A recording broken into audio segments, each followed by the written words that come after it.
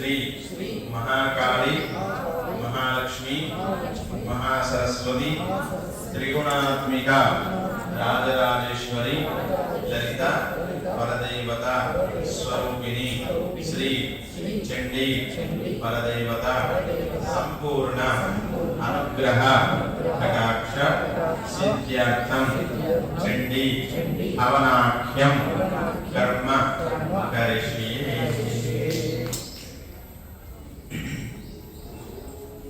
మనం చేసుకుంటుంది చండీ హోమం అంటారు.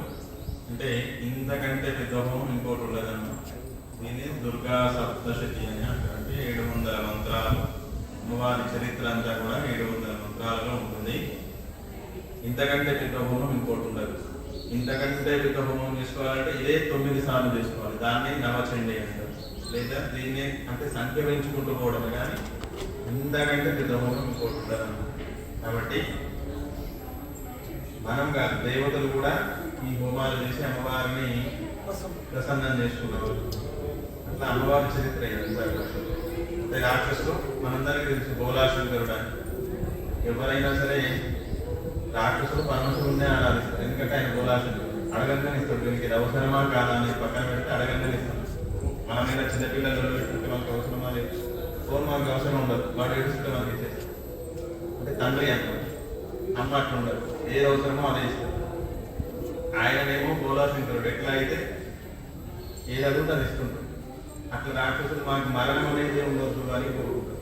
పుట్టిన ప్రతి ఒక్కడు పోవాలి. అది కాకుండా ఇంకోటి కోరుకోమంటే రాక్షసులు తెలివి తక్కువ కాదు, చాలా తెలివైన వాళ్ళు. వాళ్ళు ఏమడుగుతారంటే చిన్న పిల్ల చేతిలో మరణం కావాలి, లేకపోతే ఒక కన్య పిల్ల చేతిలో మరణం కావాలి, పెళ్లి కానీ, లేకపోతే ఒక సుభాషిని చేతిలో మరణం కావాలి.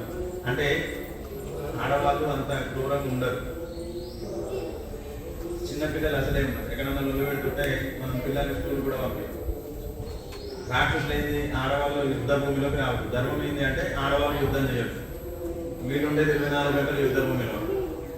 ఇక్కడికి ఆడవాళ్ళు రారు, చిన్నపిల్లలు అసలే రారు, ముత్తైదువులు అసలే రారు. మాకు ఇబ్బంది లేదు. కానీ వాళ్ళ పాపం పడిన రోజు అమ్మవారు చిన్న పిల్ల రూపంలో, బాలా రూపంలో ఉంటుంది అనమాట. ఏంటంటే బాలా రూపం 5 నుంచి 7 సంవత్సరాల రూపం ఉంటుంది.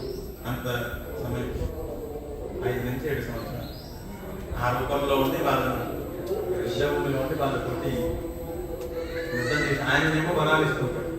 అమ్మవారేమో వాటిని సమానం అంటే సెట్ చేసుకుంటూ వస్తాం. అంటే దుష్ట శిక్షణ శిష్ట రక్షణ, అంటే మన ఈ భూమండలాన్నంతటి కూడా కాపాడినటువంటిది. మరి ఇప్పుడు ఇక్కడ ఉన్నటువంటివి ఏమిటి అంటే కామ క్రోధ లోభ మోహ మదమాత్సర్యం ఇవన్నీ కూడా అందరికీ ఉంటవి. అవన్నీ కూడా మా దగ్గర నుంచి తొలగించి మా ఎంతో అంటే మాకు ఉత్తరోత్తర ఏవైతే కార్యక్రమాలు ఆగిపోయినాయో అవన్నీ కూడా మీ అనుగ్రహం వల్ల మేము ముందుకు వెళ్ళాలి అని కోరుకోవడం. కాబట్టి చేసే పూజలు, చేసే హోమాన్ని శ్రద్ధగా చేసుకుంటూ ఉండండి. దుర్గాయ నమః అని హోమం అవుతున్నంతసేపు కూడా మ్యాక్సిమం ఫోన్ పక్కన పెట్టండి. చేసే హోమాన్ని శ్రద్ధగా చేసుకోండి. హోమం చేసుకోవాలంటే చాలా కష్టపడుతుంది. ఇక్కడ దేవస్థానం అవకాశం వచ్చింది కాబట్టి క్షేత్రంలో చేసుకోవడం ఇంకా విశేషం. కాబట్టి మనం ఇంట్లో చేసిన దానికంటే క్షేత్రంలో చేసింది 100 రెట్లు ఎక్కువ ఫలితం ఇస్తుంది. కాబట్టి చేసే హోమాన్ని శ్రద్ధగా చేసుకోండి. జగదంబ విశ్వపాలిని మాతకి జై.